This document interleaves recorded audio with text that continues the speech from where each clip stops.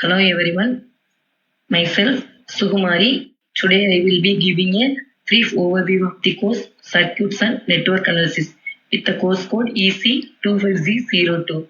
This subject forms a foundation for understanding how electrical circuits work and how different networks respond under various conditions. It is designed to help students build strong fundamentals that are essential for higher level electronics and communication subject. The main objective of this course is to help students understand basic circuit laws and principles. It also aims to develop the ability to analyze these electrical circuits and apply theoretical concepts to solve practical problems. Overall, focus is on building strong analytical and problem solving skills. It includes basic circuits concepts followed by DC and AC circuit analysis. It also includes network theorems, transient response, resonance, and an introduction to two-port networks, which are useful in real-world circuit applications.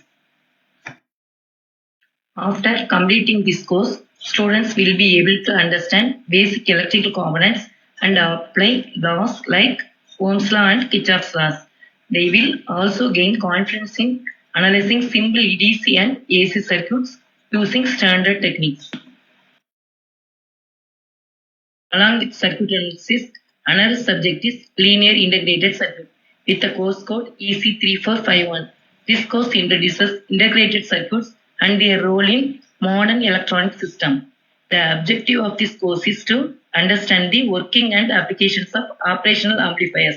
Students will learn how integrated circuits are used in amplifiers, converters, and waveform generation circuits, which are commonly found in electronic devices. It includes basics of operational amplifiers followed by their applications. Later units introduce analog multipliers, phase lock loops, data converters, and waveform generators.